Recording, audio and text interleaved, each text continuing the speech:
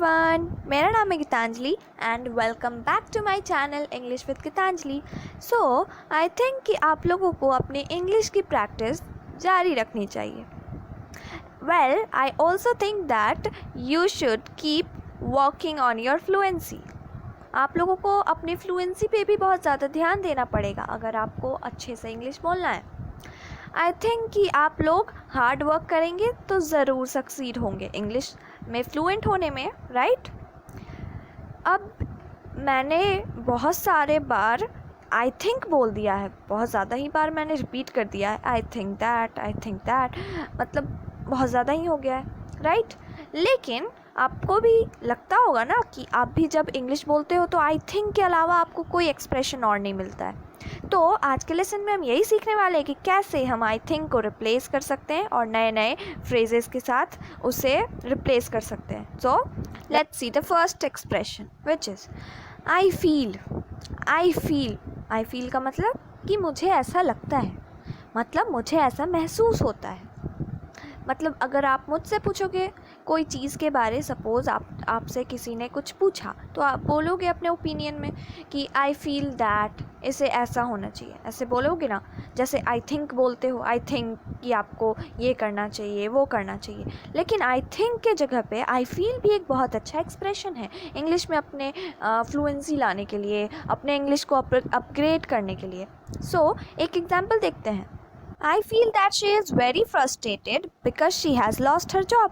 मुझे ऐसा लगता है कि वो बहुत ज़्यादा ही फ्रस्ट्रेट हो गई, मतलब बहुत ज़्यादा परेशान हो गई क्योंकि वो उसने अपने जॉब को खो दिया है।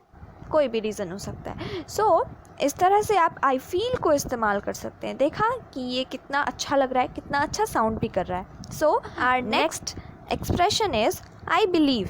आई बिलीव इसका मतलब होता है कि मुझे ऐसा लगता है या फिर मैं ऐसा सोचती हूँ, मुझे ऐसा विश्वास है, मुझे ऐसा लगता है। I believe that speaking English is not an art but it's a result of regular practices. मतलब मुझे ऐसा लगता है कि इंग्लिश कोई कला नहीं है बल्कि ये तो एक रिज़ल्ट है जो रेगुलर प्रैक्टिसेस के बाद आपको अच्छे से बोलना आ जाएगा।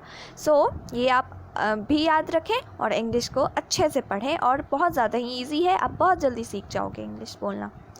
सो नेक्स्ट की ओर बढ़ते हैं। आई होप कि ये वाला आपको बहुत अच्छा लगा होगा और आप अपने इंग्लिश बोलने के समय इसे यूज़ कर सकते हैं। Okay, now next one is I would से। मतलब मैं ऐसा कहूँगी या कहूँगा, मतलब अगर आप मुझसे पूछोगे तो मैं ऐसा कहूँगा, आई वुड से इसका मतलब ये होता है, राइट? अब चलिए एक एग्जाम्पल देखते हैं। I would say if you are interested don't miss the opportunity. मैं अगर आप मुझसे पूछेंगे तो प्लीज़ अगर आप इंटरेस्टेड हैं तो प्लीज़ उस अपॉर्चुनिटी को मत हाथ से जाने दो। मतलब वो अपॉर्चुनिटी बहुत ही सुनहरा अवसर है आपके लिए। तो देखा कि इस सेंटेंस में आई थिंक की जगह पे आई वुड से यूज़ हुआ है और ये कितना अच्छा लग रहा है इस सेंटेंस में और अच्छा साउंड भी कर रहा है और दर्शा भी रहा है कि कितना अच्छे से ये सेंटेंस को फ्रेम किया गया है और कितना अच्छा आप सेंटेंस को बना सकते हैं। आप बोरिंग हमेशा आई थिंक यूज़ ना करना पड़े आपको, तो इस एक्सप्रेशन का यूज़ आप ज़रूर कर सकते हैं।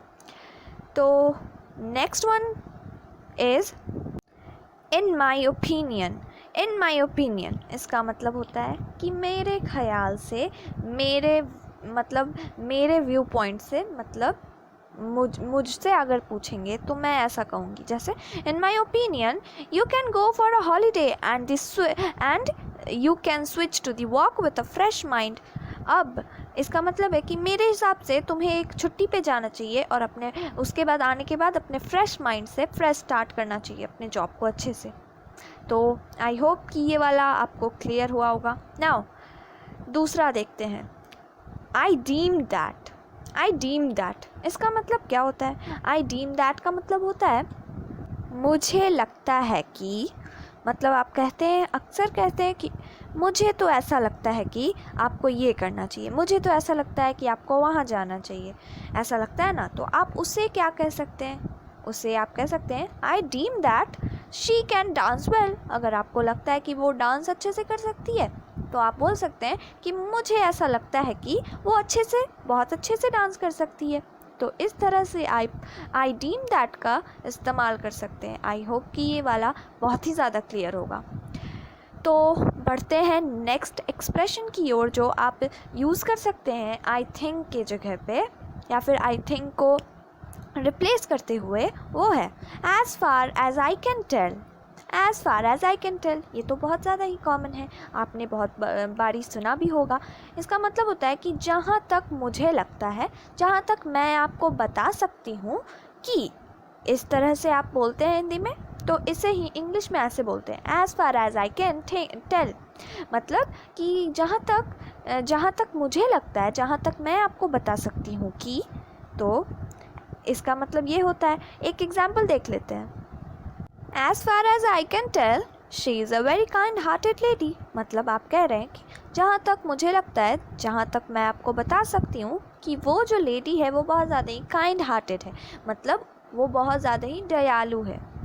आपने मे बी उसे आपके साथ वो अच्छे से पेश आती होगी, अच्छे से बिहेव करती होगी, तो आपको ऐसा लग रहा है। तो आप इस तरह से किसी को बता सकते हैं, अपना राय बताते हुए ये कह सकते हैं कि आई थिंक के जगह पे, कि आई थिंक वो बहुत काइंड हार्टेड है, उसके जगह पे आप ये भी बोल सकते हैं as far as I can tell she is a very kind hearted lady. तो आपने देखा कि कितना अच्छा लग रहा है ये वाला एक्सप्रेशन। तो अगली बार से अपने जब भी इंग्लिश बोलेंगे ये सब ज़रूर यूज़ कीजिएगा। Now next one, in my judgment, मेरे ख्याल से, या फिर मैं अगर बोलूँ तो, in my judgment you should apologise for your misbehaviour. मतलब कि आप कह रहे हैं कि जहाँ तक मुझे लगता है, मेरे ख्याल से तुम्हें उससे सॉरी बोल देना चाहिए। अपने मिसबिहेवियर के लिए आप उससे जाके सॉरी बोल सकते हैं। तो आप किसी को ऐसे राय दे रहे हैं, अपना जजमेंट दे रहे हैं, मतलब कि जहाँ तक मेरी राय है तुम्हें उससे माफ़ी मांग लेनी चाहिए। नाउ दूसरा है टू माई माइंड, मतलब मेरे हिसाब से, मेरे मन के हिसाब से। तो आप ऐसे बोलते हैं ना हिंदी में। इस एक्सप्रेशन को आप इंग्लिश में बोल सकते हैं कुछ इस तरह से, टू माई माइंड, ऐसे करके। तो her pink room which is all messed up to my mind looks very irritating. मतलब जो उसका रूम है, जो हमेशा पिंक पिंक रहता है, हर जगह पिंक पिंक है, वो बहुत ज़्यादा ही मेस्ड अप है, जो मेरे दिमाग में ना, मतलब मुझे बहुत ज़्यादा ही इरिटेटिंग लग रहा है। मेरे ख्याल से वो ज़्यादा ही अच्छा नहीं लग रहा है, बहुत मेस्ड अप है, तो मुझे बहुत ज़्यादा ही उसे देख के अजीब लग रहा है, स्ट्रेंज फील हो रहा है। इस तरह से आप इस एक्सप्रेशन का यूज़ कर सकते हैं अपने कॉन्वर्जेशंस में, आप जब भी इंग्लिश बोलना चाहते हैं या फिर इंग्लिश बोलते हैं उस समय, राइट। तो इसी के साथ बढ़ते हैं नेक्स्ट वन की ओर, विच इज़ आई एक्सपेक्ट। इसका मतलब क्या होता है, मुझे ऐसा फील हो रहा है, आई बिलीव दैट, ऐसे आप बोलते हैं ना, तो उसी तरह से इसका भी यूज़ किया जाता है। So let's see an example. I expect that he will take the complaint back. मतलब मुझे ऐसा लगता है, मेरे दिमाग में मैं ऐसा एक्सपेक्ट कर रही हूँ, मतलब मैं ऐसा मतलब सोच रही हूँ कि वो जो है अपनी कंप्लेन जो भी उसने की है, वो अपनी कंप्लेन को वापस ले लेगा। तो इस तरह से इसका यूज़ किया जा सकता है। दूसरा देखते हैं, इन माई व्यू, मेरे हिसाब से। मतलब अगर मैं बोलूँ, मैं कहूँ तो मैं ऐसा कह सकती हूँ, तो इसका मतलब ये होता है। तो आप हिंदी में जैसे कहते हैं वैसे ही आप इंग्लिश में भी कह सकते हैं कि इन माई व्यू, मतलब मेरी जहाँ तक बात है, मैं जहाँ तक बता सकती हूँ कि ऐसा वैसा, तो इसका मतलब ये होता है।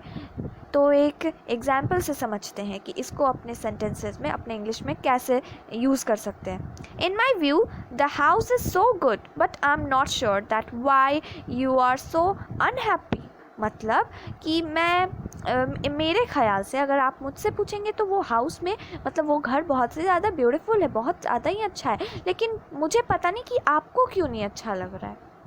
तो आप इस तरह से ऐसे बता सकते हैं कि I think, rather than saying I think only. मतलब समझ रहे हैं आप। तो इसी तरह से इसका यूज़ किया जाता है। Now next one is as far as I am concerned.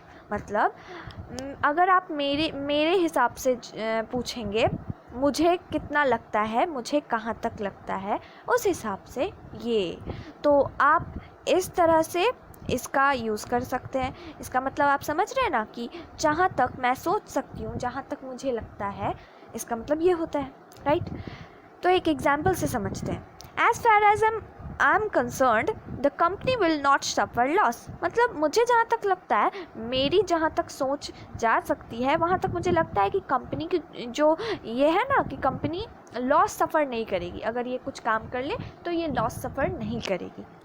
I hope कि ये वाला क्रिस्टल क्लियर था। नाउ नेक्स्ट देखते हैं। I एनविजिज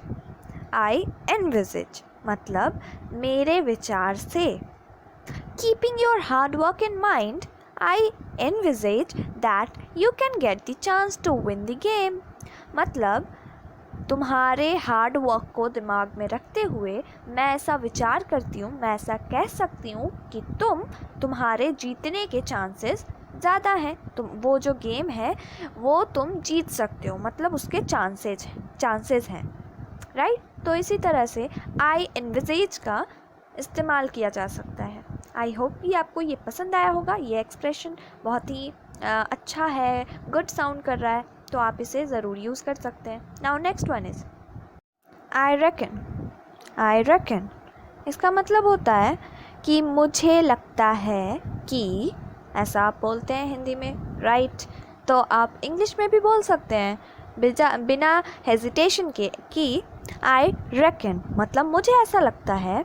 I reckon that we should work fast so as to complete it on time. मतलब मुझे ऐसा लगता है कि हमें अच्छे से बहुत ज़्यादा ही अपने पेस को रखना पड़ेगा हाई, और अच्छे से फास्ट काम करना पड़ेगा, क्योंकि वो जो प्रेजेंटेशन हमने बना रखी है उसे जमा भी तो करना है, डिपॉजिट मतलब सबमिट भी तो करना है, टाइम पे कंप्लीट हो जाए हमारा वो प्रोजेक्ट। तो आप इस तरह से कुछ भी कह सकते हैं कि आई रेकन मतलब मुझे लगता है, मेरी कल्पना से ऐसा।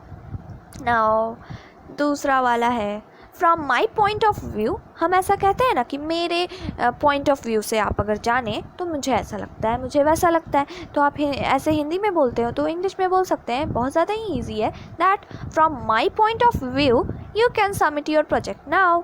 कि मेरे हिसाब से मुझे ऐसा लगता है अभी भी कि तुम अभी भी अपना प्रोजेक्ट सबमिट करवा सकती हो।